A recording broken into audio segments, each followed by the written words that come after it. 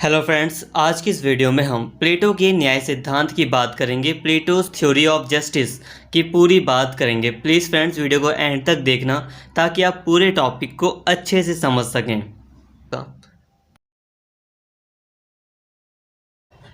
क्योंकि राज्य व्यक्ति का ही वृहत रूप है, the state is individual writ large. इसलिए राज्य की प्रकृति को समझने के लिए मनुष्य की प्रकृति को समझना जरूरी है। अब फ्रेंड्स, यहाँ पर जितनी भी बातें कही जा रही हैं वो प्लेटो के द्वारा कही जा रही हैं। प्लेटो आपको बता रहे हैं। तो प्लेटो का मानना था कि जो राज्य है वो व्यक्ति का ही वृहत रूप है। ऐसा माना भी जाता है कि जो स्टेट है वो व्यक्ति का ही वृहत रूप है, मतलब लोगों के समूह से ही स्टेट बनता है, मतलब लोगों के द्वारा ही स्टेट बनता है। लोगों का इम्पोर्टेंस बहुत ज़्यादा है। इसलिए अगर हमें राज्य के नेचर को समझना है, स्टेट के नेचर को समझना है, तो उससे पहले हमें मनुष्यों को समझना पड़ेगा, मनुष्य की प्रकृति को समझना पड़ेगा। अब प्लेटो कहता है कि प्लेटो के अनुसार मनुष्य के व्यवहार के तीन मुख्य स्रोत हैं। प्लेटो कहता है कि मनुष्य के जो व्यवहार हैं उसके तीन मुख्य स्रोत हैं। पहला है इच्छा या तृष्णा, दूसरा है भावना या मनोवेग, तीसरा है ज्ञान या बुद्धि।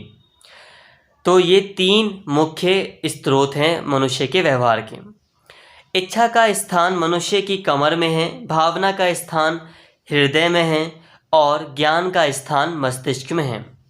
वैसे ये सभी गुण सभी मनुष्यों में पाए जाते हैं, लेकिन किसी में किसी गुण की प्रधानता रहती है, किसी में किसी और की। इस आधार पर प्लेटो ने समाज के तीन वर्गों की पहचान की है। जिनमें इच्छा या तृष्णा की प्रधानता है वे उद्योग व्यापार को तत्पर होते हैं। जिनमें मनोवेग भरा है वे सैनिक या योद्धा का व्यवसाय अपनाते हैं।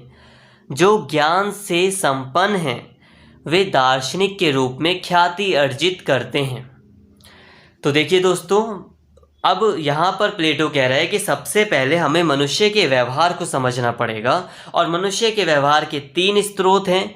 और किसी मनुष्य में किसी, जैसे कि पहला स्रोत था इच्छा, तो इच्छा की प्रधानता होती है, किसी में भावना की या किसी में ज्ञान की प्रधानता होती है, और इसी आधार पर वो अपना व्यवसाय चुनते हैं। और कोई उद्योगपति बनता है, कोई व्यापारी मतलब बनता है, कोई सैनिक बनता है और कोई दार्शनिक बनता है। ठीक है, तो यहाँ तक आ गया समझ में। यदि हम मनुष्य की प्रकृति के लिए उपयुक्त सद्गुण निश्चित कर लें तो राज्य के लिए उपयुक्त सद्गुण निर्धारित करना सुगम हो जाएगा। ये प्लेटो कह रहे हैं कि अगर हम मनुष्य की प्रकृति के लिए एक सही सद्गुण निश्चित कर लें कि एक मनुष्य को ऐसा होना चाहिए, तो राज्य के लिए अपने सद्गुण अपने आप ही निर्धारित करना सुगम हो जाएगा। प्लेटो ने 4 मूल सद्गुणों का विवरण दिया है।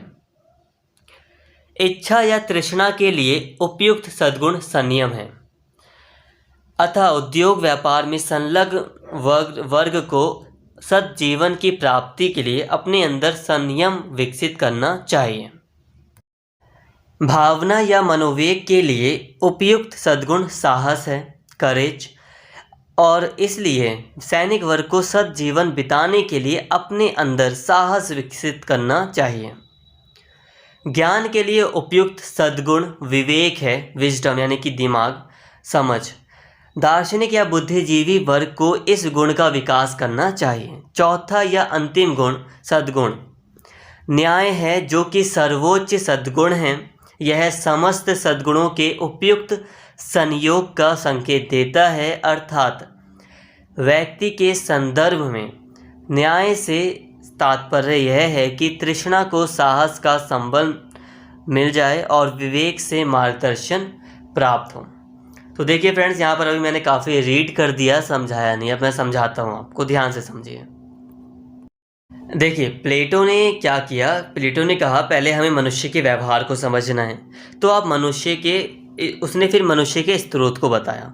उसने कहा देखो, पहला स्रोत है ज्ञान, दूसरा है मनोवेग और तीसरा है तृष्णा। तो ये तीन जो हैं वो क्या हैं, मुख्य लक्षण हैं मनुष्य के, या मनुष्य के व्यवहार के 3 मुख्य स्रोत हैं। अब उसने कहा कि देखो, अब जिस मनुष्य में ज्ञान ज़्यादा होता है वो दार्शनिक बनना चाहिए, जिसमें मनोवेग यानी कि जिसमें उत्सुकता बहुत ज़्यादा है, भावना बहुत ज़्यादा है, वो सैनिक बनना चाहिए। और जिसमें इच्छा या तृष्णा ज़्यादा है, वो व्यापारी होना चाहिए। इसके अलावा उसने कहा कि अगर हम इनके सद्गुण निश्चित कर लें तो ये एक अच्छी व्यवस्था स्थापित की जा सकती है। उसने कहा देखो, जो दार्शनिक होगा, जिसके पास ज्ञान ज़्यादा है, उसको अपने अंदर एक सद्गुण विकसित करना है, एक गुण विकसित करना है, एक क्वालिटी लानी है, वो है विवेक की। उसे अपने विवेक को बढ़ाना है। इसके अलावा जो सैनिक होगा, वो उसके अंदर भावना बहुत ज़्यादा है, मनोवेग बहुत ज़्यादा है, उसे अपने अंदर साहस को बढ़ाना है, ये उसका सद्गुण हो गया। इसके अलावा एक है व्यापारी, तो व्यापारी के अंदर इच्छा बहुत ज़्यादा होती है, इसलिए उसे अपने अंदर संयम, यानी कि एक संयम मतलब सब्र रखना होगा, कुछ संयम इसका सद्गुण विकसित करना होगा। तो ये 3 जो वर्ग थे लोगों के, उनके लिए ये 3 सद्गुण बताए। इसके अलावा लास्ट में उसने कहा कि देखो, ये पूरी जो सामाजिक व्यवस्था है ना, इसको कंट्रोल करने के लिए एक सद्गुण है न्याय। न्याय ऐसा सद्गुण है ये जो कि पूरे सभी सद्गुणों को कंट्रोल करेगा। अब एक उदाहरण लेते हैं, अब न्याय कैसे कंट्रोल करेगा। देखिए, एक इंजीनियर होता है जो घर बनवाता है। अब अलग अलग कई सारे मज़दूर होते हैं, कोई पेंटर्स होते हैं, कोई मज़दूर होते हैं, कोई मिस्त्री होते हैं। उन सब से कौन काम करवाता है? इंजीनियर काम करवाता है। इंजीनियर के होने से फ़ायदा ये होता है कि एक बैलेंस बन जाता है। अगर इंजीनियर नहीं होगा, कोई मेन ठेकेदार नहीं होगा, तो वो घर सही से नहीं बन पाएगा। तो इंजीनियर वगैरह क्या करते हैं? एक बैलेंस देने का काम करते हैं। तो यहाँ पर न्याय का काम भी यही है। न्याय क्या करेगा? सभी सद्गुणों में एक संतुलन स्थापित करेगा, जिससे समाज में एक अच्छा न्याय व्यवस्था स्थापित हो पाएगी। तो देखिए दोस्तों, हो सकता है कि आपको अभी भी न्याय सिद्धांत नॉर्मली समझ में ना आया हो। अभी तो ये पूरी तरह कंप्लीट नहीं हुआ है, बट फिर भी जितना मैंने पढ़ाया है, हो सकता है आप लोगों को समझ ना आया हो। कोई घबराने वाली बात नहीं है, आप पहले व्यक्ति नहीं है। जितने भी लोग वीडियोस देख रहे हैं ना, उसमें से 90% लोगों को अभी समझ नहीं आ रहा होगा। यकीन मानिए, समझ नहीं आ रहा होगा, और डरिए मत। वीडियो को आप एक बार और देख लेना, बट अभी आप पूरी वीडियो देख लीजिए। आई थिंक आपको धीरे धीरे समझ में आ जाएगा। तो अभी तक न्याय सिद्धांत के बारे में जितनी भी बातें की हैं, आप उसको एक बार ध्यान से समझ लीजिए। तो प्लेटो का न्याय सिद्धांत यही था कि उसने कुछ प्रमुख व्यवहार बता दिए, कुछ सद्गुण बता दिए। अब हम आगे बढ़ते हैं। इस तर्क श्रृंखला के अनुसार, अब उसने एक श्रृंखला ही बना दी। तो इसके अनुसार राज्य के संदर्भ में न्याय का अर्थ यह होगा कि उत्पादक वर्ग को सैनिक वर्ग से संरक्षण और ऊर्जा प्राप्त हो, और दार्शनिक वर्ग से मार्गदर्शन प्राप्त होगा। अब प्लेटो ने जो भी चीज़ें अभी बताई ना, उसके अनुसार प्लेटो ने कहा देखो, इससे होगा ये कि राज्य के संदर्भ में न्याय का अर्थ ये होगा कि जो सैनिक वर्ग होगा, उससे वो उत्पादक वर्ग को संरक्षण देगा, उत्पादक वर्ग की रक्षा करेगा। और जो दार्शनिक वर्ग होगा, वो समाज का, पूरे राज्य का मार्गदर्शन करेगा। वो सैनिकों का मार्गदर्शन करेगा, उत्पादक वर्ग का मार्गदर्शन करेगा। तो यही न्याय होगा।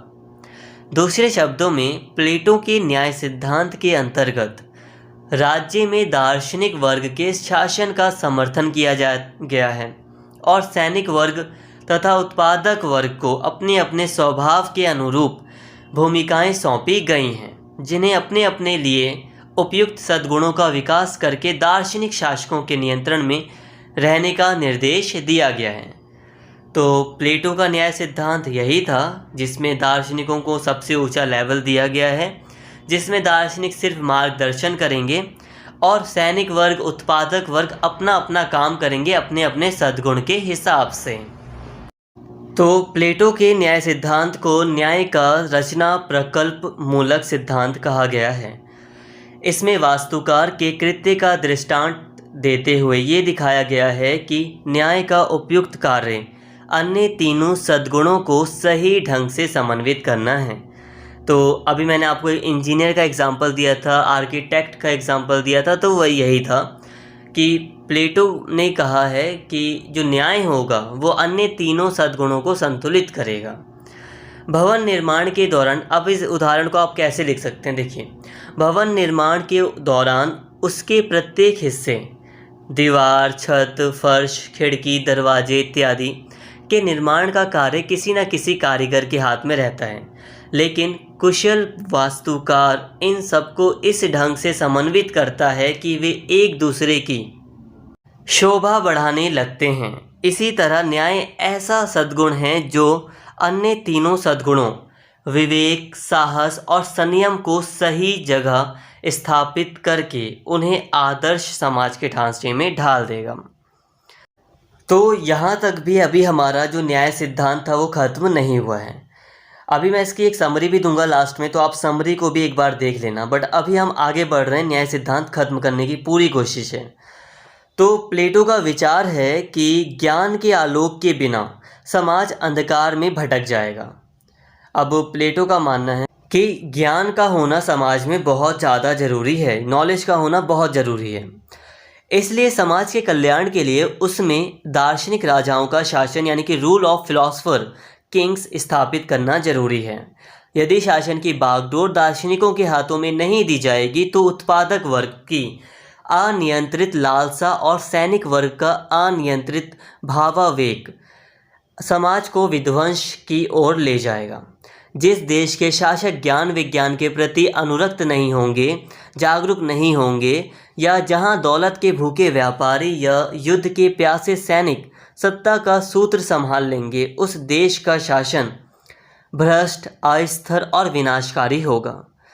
देखिए दोस्तों, अब प्लेटो ने दार्शनिकों को बहुत ज़्यादा ऊंचा स्थान दिया था अपने न्याय सिद्धांत में। अब प्लेटो कहता है कि देखो, ज्ञान का होना बहुत ज़्यादा ज़रूरी है समाज में, जिस कारण से जो शासक होना चाहिए वो एक दार्शनिक होना चाहिए। दार्शनिकों को राजा बनाना चाहिए। वो ऐसा इसलिए कह रहा है कि क्योंकि उसका मानना है कि जो दार्शनिक होगा वो काफ़ी ज्ञानी होगा और वो अपने ज्ञान से देश को आगे बढ़ाएगा। इसके अलावा उसका मानना है कि अगर किसी दार्शनिक के हाथ में शासन नहीं होगा, तो हम जानते हैं कि अभी पीछे उसने बताया कि जो सैनिक हैं उसमें भावावेग बहुत ज़्यादा है, उत्साह बहुत ज़्यादा है, साहस ज़्यादा है, तो उससे देश को नुकसान हो सकता है, वो अनियंत्रित हो सकते हैं। व्यापारिक वर्ग में लालसा, इच्छा ज़्यादा है, तो उनकी लालच बढ़ने से समाज अनियंत्रित हो जाएगा। तो ऐसा मानना था प्लेटो का। प्लेटो की दृष्टि में एथेंस की राजनीतिक अस्थिरता का मुख्य कारण यही था कि वहाँ शासन की बागडोर दार्शनिकों या मनीषियों के हाथों में नहीं थी, बल्कि लोकतंत्र की आड़ में अयोग्य लोग सत्ता प्राप्त कर लेते थे। तो प्लेटो का मानना ये था कि देखो, जो एथेंस था वहाँ पे लोकतंत्र था। प्लेटो का मानना था कि उस लोकतंत्र में अयोग्य व्यक्ति शासन कर रहे हैं, जिस कारण से वहाँ की सरकार यानी कि राजनीतिक व्यवस्था अस्थिर है, स्टेबल नहीं है, अस्थिर है। तो अगर दार्शनिक राजा बनेंगे तो ये समस्याएं सॉल्व हो जाएंगी। अब इसे साबित करने के लिए प्लेटो कुछ तर्क देता है, इसे सुनिए। अतः उसने शिकायत के स्वर में कहा, प्लेटो ने कहा, जब हम जूता बनवाने जैसे साधारण काम के लिए कुशल कारीगर ढूंढते हैं, तब हम कैसे सोच लेते हैं कि जो व्यक्ति बातें बनाकर लोगों के वोट हासिल कर लेता है वह शासन जैसे उत्तरदायित्वपूर्ण कार्य को संभालने के योग्य होगा। जब हम अस्वस्थ होते हैं तो किसी योग्यता प्राप्त और प्रशिक्षित चिकित्सक की शरण में जाते हैं, डॉक्टर की शरण में जाते हैं। सबसे सुंदर या वाक्पटु चिकित्सक की तलाश नहीं करते हैं। फिर जब संपूर्ण राज्य अस्वस्थ हो तब क्या उसके उपचार के लिए सबसे मेधावी, ज्ञानवान और विवेकशील व्यक्तियों की शरण में नहीं जाना चाहिए? जब तक राजनीति में अयोग्य और धूर्त व्यक्तियों के प्रवेश पर प्रतिबंध नहीं लगाया जाएगा, तब तक राज्य की बुराइयों और राजनीतिक अस्थिरता, अव्यवस्था और कुप्रबंध का अंत नहीं हो पाएगा। जब तक दार्शनिक स्वयं शासक नहीं बन जाते या संसार के शासक एवं निरुक्ति दर्शन शास्त्र में पारंगत नहीं हो जाते, तब तक राज्यों को अपनी बुराइयों से मुक्ति नहीं मिलेगी। तो फ्रेंड्स, प्लेटो तर्क दे रहा है कि देखो, जब हमारा जूता खराब हो जाता है, चप्पल खराब हो जाती है, तो हम ऐसे कोई साधारण व्यक्ति को नहीं ढूंढते हैं, हम मोची को ढूंढते हैं जो कि उस काम में बिल्कुल निपुण होता है, कुशल होता है। स्किलफुल कारीगर को हम ढूंढते हैं। और जब हम बीमार पड़ जाते हैं तो हम ऐसे डॉक्टर को ढूंढते हैं जो सबसे अच्छा हो। मतलब ये नहीं देखते कि वो सुंदर होना चाहिए, वो अच्छी बातें करने वाला हो, हम ये नहीं देखते। हम कहते हैं कि वो अपने काम में काफ़ी प्रशिक्षित होना चाहिए, ट्रेनिंग फुल होना चाहिए। तो हम ऐसे लोगों को ढूंढते हैं। तो कह रहा है प्लेटो कि जब हमारा राज्य यानी कि स्टेट अस्वस्थ हो जाता है तो हमें भी तो ऐसे व्यक्ति को ढूंढना चाहिए जो अपने काम में काफ़ी स्वस्थ, काफ़ी प्रशिक्षित हो, जो राज्य को काफ़ी अच्छे से चला सके। हम तो इसीलिए कहता है प्लेटो कि जब तक अयोग्य लोग और धूर्त व्यक्ति का प्रवेश होता रहेगा राजनीति में, तब तक राज्यों की अस्थिरता बनी रहेगी, राज्यों में अव्यवस्था यानी कि कुप्रबंधन वगैरह बना रहेगा। तो कुल मिलाकर प्लेटो कह रहा है कि दार्शनिकों का शासन होना चाहिए, दार्शनिकों को राजा बनाया जाना चाहिए। यही कह रहा है प्लेटो। दार्शनिक राजा बनेंगे तो सारी प्रॉब्लम सॉल्व हो जाएगी, देश में जो अस्थिरता वगैरह होगी वो सब खत्म हो जाएगा। वैसे इसके पीछे का जो लॉजिक था प्लेटो का वो ये था कि उसका मानना था कि जो दार्शनिक होगा वो थोड़ा निष्पक्ष ज़्यादा होगा, उसके अंदर मोह माया वगैरह नहीं रहेगी, इच्छा उसकी खत्म हो जाएगी, वो लालच वगैरह नहीं करेगा। इसीलिए प्लेटो कह रहा था कि दार्शनिकों को राजा बनाया जाए। तो यहाँ तक हमारा जो न्याय सिद्धांत था वो एक तरह से कहा जाए तो खत्म होता है। अगर आपको कहा जाए कि न्याय सिद्धांत आपको लिखना है तो नॉर्मली आप यहाँ तक न्याय सिद्धांत वाला टॉपिक लिख सकते हैं, क्वेश्चन हमेशा आता है। सॉरी, अभी मैंने आपको कहा था कि प्लेटो का एक जो न्याय सिद्धांत है उसकी समरी भी दूंगा, तो समरी देना मैं भूल गया। अभी मैं आपको समरी बता देता हूँ। देखिए दोस्तों, समरी ये है कि प्लेटो के न्याय सिद्धांत में प्लेटो ने कहा कि मनुष्य के व्यवहार के 3 स्रोत हैं, ज्ञान, मनोवेग और इच्छा। ये उसके 3 स्रोत हैं और इसी आधार पर मनुष्य दार्शनिक बनता है, सैनिक बनता है और व्यापारी बनता है। और अब करना क्या है? करना ये है कि इन जो वर्ग हैं समाज के, दार्शनिक, सैनिक और व्यापारी, इनको अपने अंदर अपने जो लक्षण हैं उसके आधार पर कुछ सद्गुण स्थापित करने हैं, जैसे कि विवेक, साहस और संयम। तो ये सद्गुण स्थापित करने हैं। इसके अलावा समाज में सबसे बड़ा सद्गुण होगा न्याय, जो कि सभी को कंट्रोल करने की कोशिश करेगा। इसके अलावा समाज में न्याय व्यवस्था वगैरह सारी स्थापित हो सके, इसके लिए दार्शनिक राजा होना चाहिए। तो ये था प्लेटो का न्याय सिद्धांत। ये सभी बातें, जितनी भी बातें आपको इस वीडियो में बताई गई, ये सारी की सारी बातें प्लेटो के न्याय सिद्धांत के टॉपिक में आपको लिखनी है। अगर कोई भी क्वेश्चन इस टॉपिक से आता है तो अपनी आंसर राइटिंग करते समय ये सारे पॉइंट्स आप उसमें ज़रूर लिख कर आना। तो फ्रेंड्स, फ़िलहाल आज के इस वीडियो में इतना ही, और अगर आपको वीडियो अच्छी लगी हो तो प्लीज़ चैनल को सब्सक्राइब कर लें।